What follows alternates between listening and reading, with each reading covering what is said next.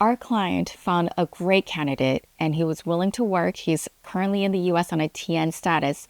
So it seemed like a simple change of employer petition. But the catch was this employee was actually arrested. And so now we had to deal with how are we going to file this and get this successfully approved with an arrest record. This is the story of how we did it. Hi, everyone. My name is Grace Chang. I'm an attorney here at Tsang and Associates. And today I want to share a success story about a TN client.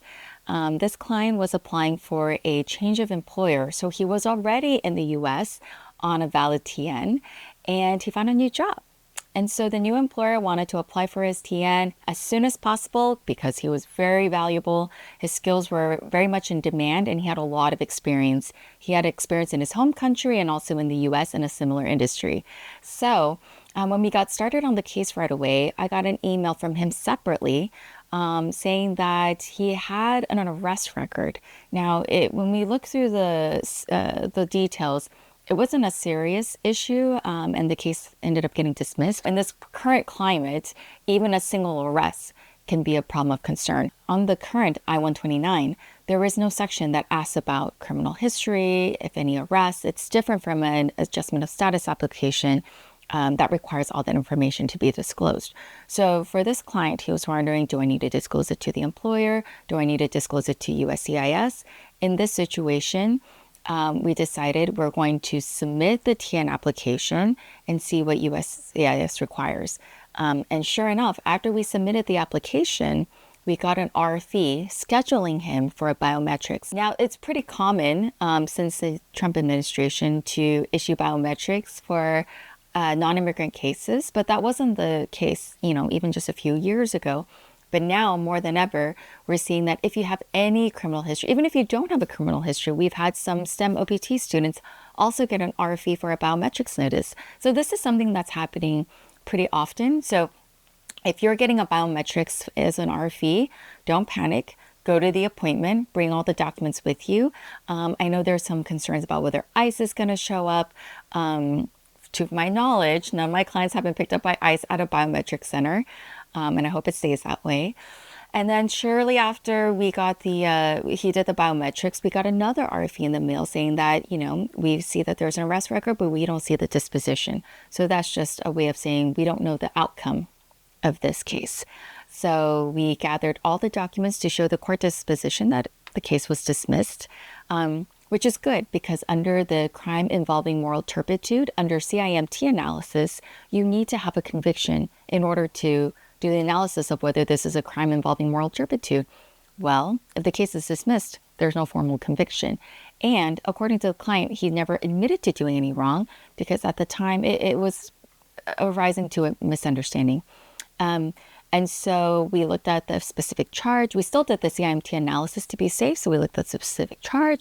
We did the categorical approach. It did not rise to a level of CIMT. But in the RFE, it did say that the candidate or the employee should submit documents for the discretionary analysis. Now, this is something new. Last year, August 2025, there was a new memo instructing officers to apply discretionary analysis, particularly to adjustment of status applicants and 400 applicants. And now there is some discretion analysis that do apply to non-immigrant statuses as well. So whether you're applying for H-1B, TN, O-1, L-1, the officer can deny your case if they find negative factors outweigh the positive factors. So in this situation, an arrest, even if it doesn't rise to the level of a crime involving moral turpitude, could be a negative factor.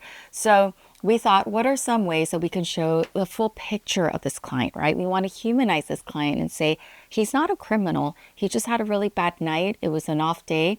And he didn't commit a crime, actually. He was just in the wrong place at the wrong time. But overall, he's an upstanding student, no criminal record, and he's actually really important to this U.S. employer. So we submitted a letter from the current employer explaining the specific need, why he was so critical to the company, why they couldn't find someone in the U.S. with similar qualifications. And actually, there was a specific deadline coming up for a client, and he needed to join the company as soon as possible so that they don't have any delays on that client or that project and they don't lose money on that.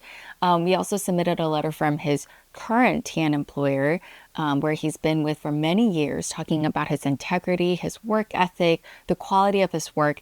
He's an upstanding citizen, and so we submitted that employee letter as well.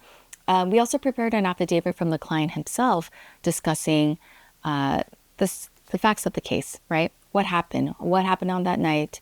Why was there a run-in with a lie? Why was he arrested in the first place? Again, explaining, clearly what happened and the mitigating factors, right?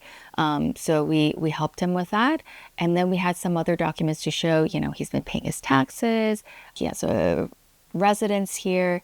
And still showing that, because this is TN, he still has home ties. He has no intent to permanently stay in the U.S. This is a temporary employment. He's never had an immigration violation his entire time in the U.S.